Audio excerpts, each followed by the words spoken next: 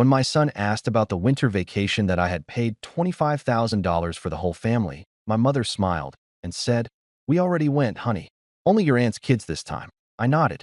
A month later, when she texted, "Did you cover the mortgage yet?" I replied, "Maybe your golden child can pay it." My name is Emmett. I'm 35, a realtor, the responsible one in my family. I track closings on a whiteboard, keep my car clean for showings, and can guess a listing price within 5 grand just by walking the block. I'm also a dad. My son, Max, is 8 and collects hotel key cards like trading cards. That night we were at my place. Pizza on paper plates, a Lego set half built on the coffee table. When he looked up with sauce on his cheek and said, "Dad, when is the winter vacation you paid for?" Grandma said it's the fancy one with the snow hotel. Before I could answer, my mother, who was there to drop off cookies, gave him that sweet smile she saves for other people's kids and said, "We already went, honey. Only your aunt's kids this time." Max blinked, but Dad paid.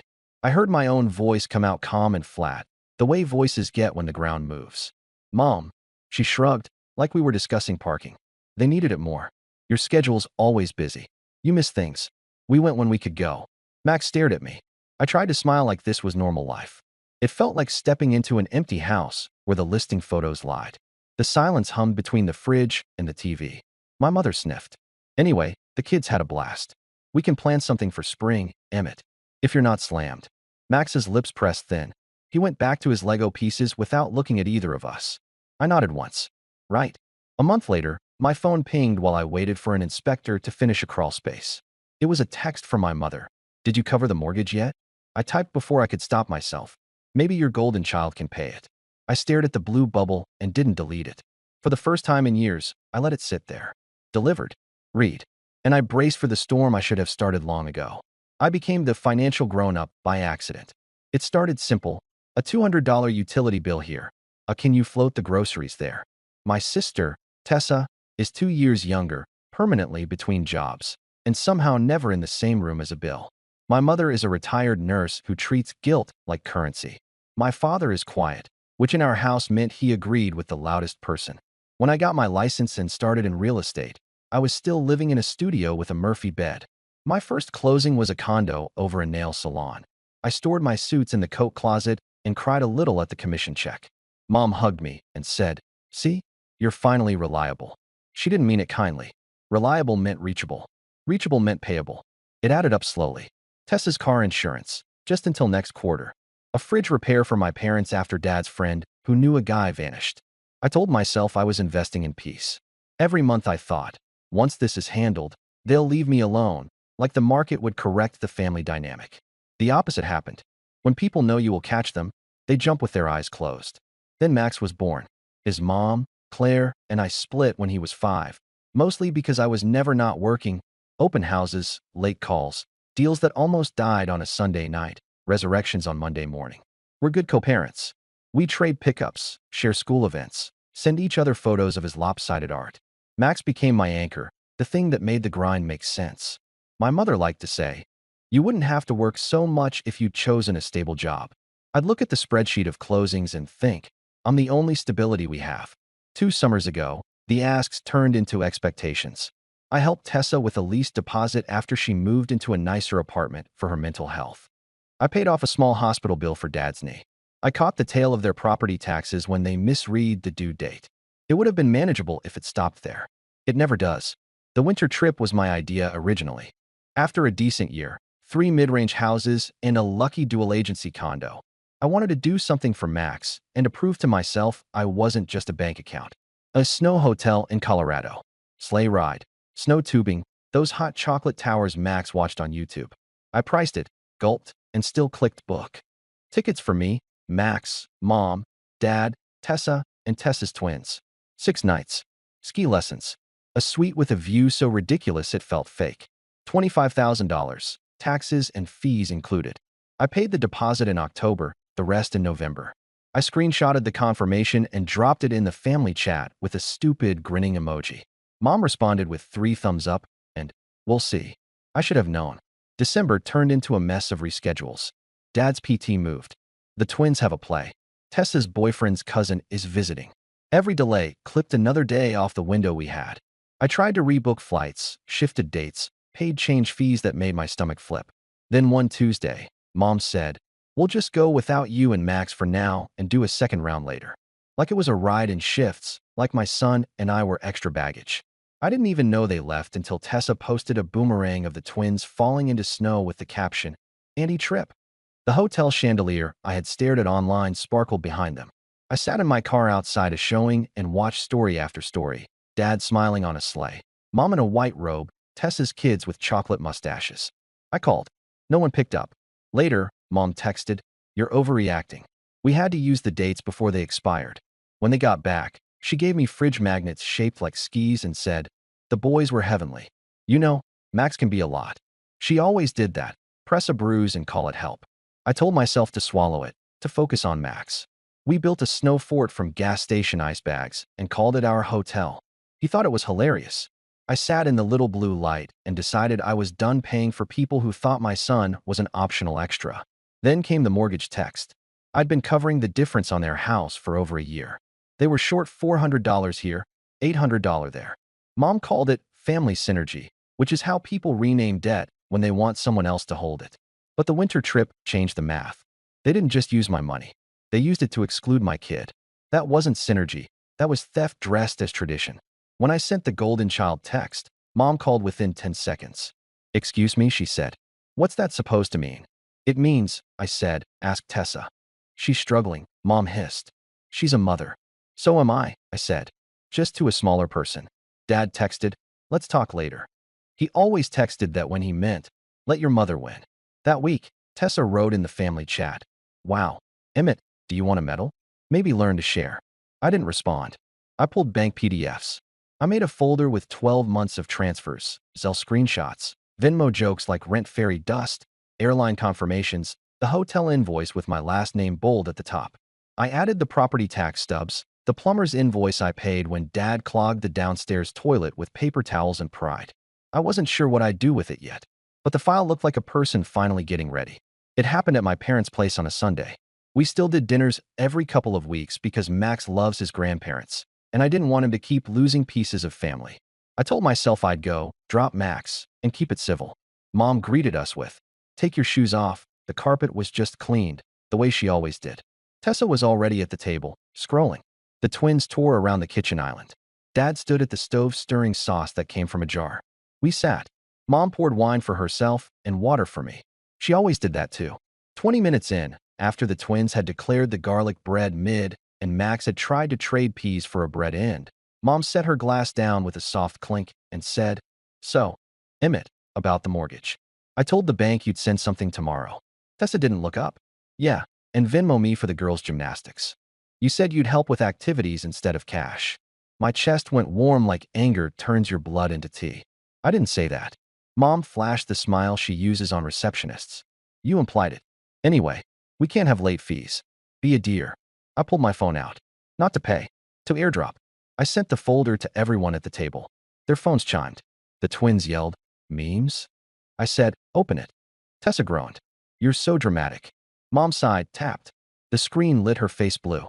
Line after line of my name, my bank, my notes. Dad's knee MRI $620. Property tax October $1,143.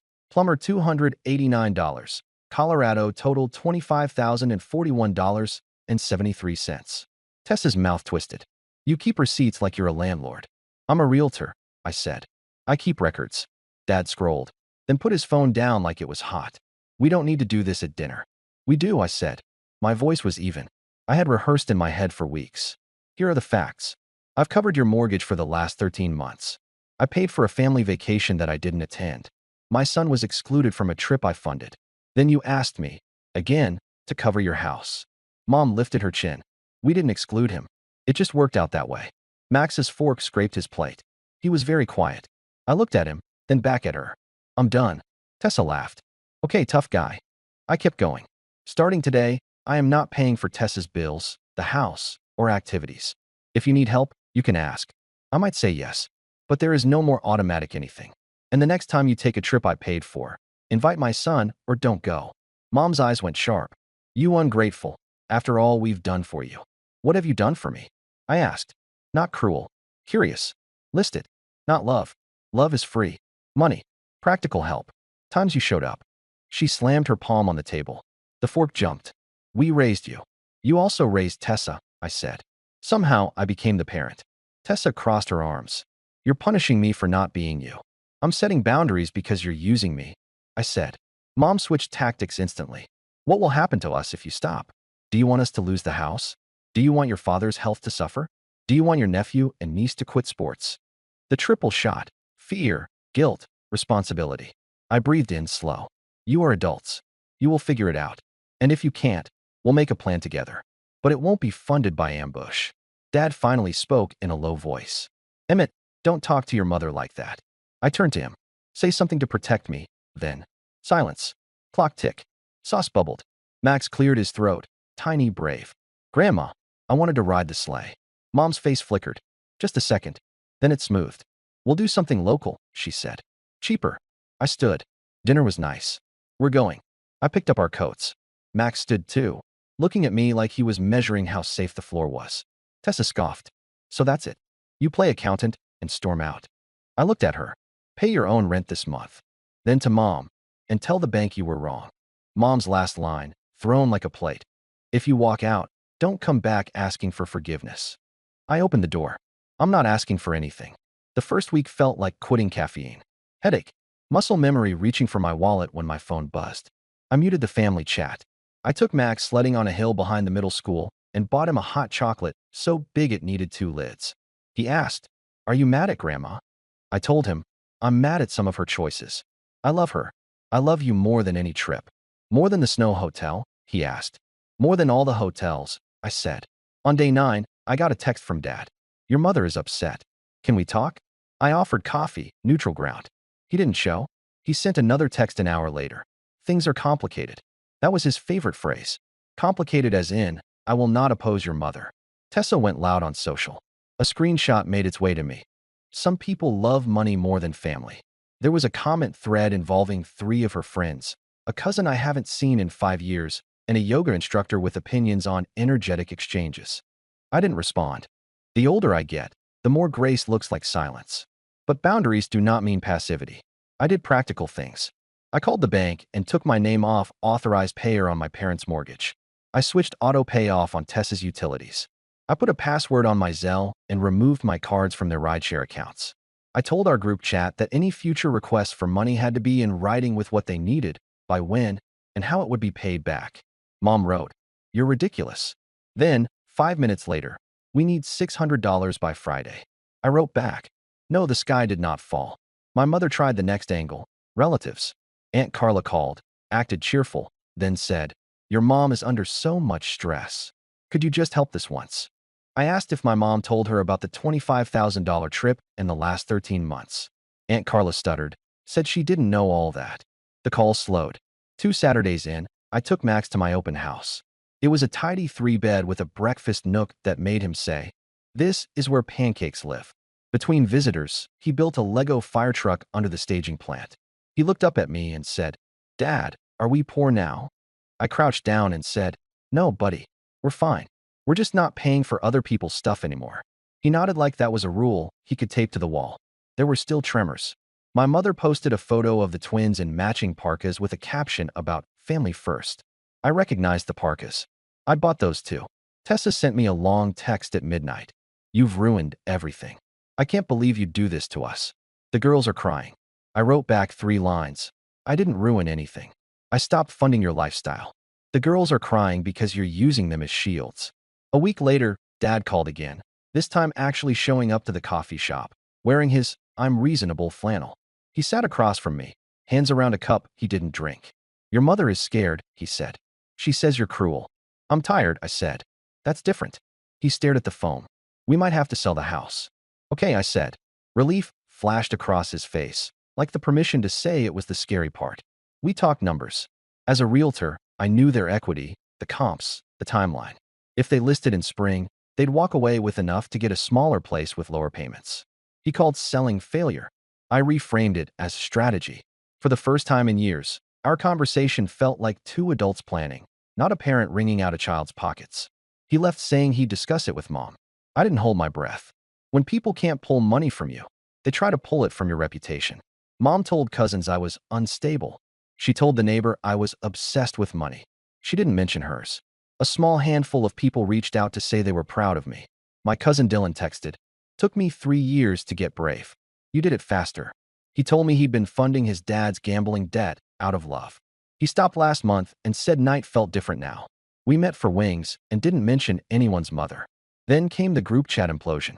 Tessa dropped a voice note that ran for 3 minutes and included the words selfish, abandoning, and dad's blood pressure. Mom replied with a screenshot of a past transfer from me with "thank you" in the memo, as if gratitude canceled the ask. I typed a message I thought about for an hour, then hit send. I'm not your ATM. I'm not your emergency plan. I'm not your punishment for Tessa's choices. I'm your son, and I'm Max's dad. My responsibility is to him, my home, and my own future. If you need help, you can ask with respect, specifics, and a plan to repay. If you exclude my child from anything I fund again, we're done for a long time. I attached the folder again. Then I left the chat. 2 days later, Aunt Carla messaged me privately. "Your mom is furious, but your dad asked for a realtor's opinion on downsizing. He said he felt lighter." I said I'd help if he asked me directly. He did, quietly. He came to my office with a yellow notepad and a list of neighborhoods. We ran numbers. His shoulders dropped an inch when he saw a path that didn't involve begging me. Max felt the shift too. Our nights got quieter. We started a new thing. Every Friday, we cook something badly on purpose and see if it's still edible. Burnt quesadillas, chaotic pancakes, one truly awful soup. We laughed a lot. Joy felt bigger without the constant hum of pending requests. A small miracle happened around week 5. Tessa texted, not a demand, but a question. "How do I make a budget?" I sent her a simple sheet. Income, fixed expenses, variable, sinking funds. She wrote, "That's too many boxes." I said, "That's how adults avoid panic." She ghosted me for 2 days, then sent a photo of a legal pad with numbers and the caption, "I can't afford the gym." I wrote, "Walk outside." She replied with an eye roll emoji, but then posted a selfie on a trail the next morning. Mom didn't thaw.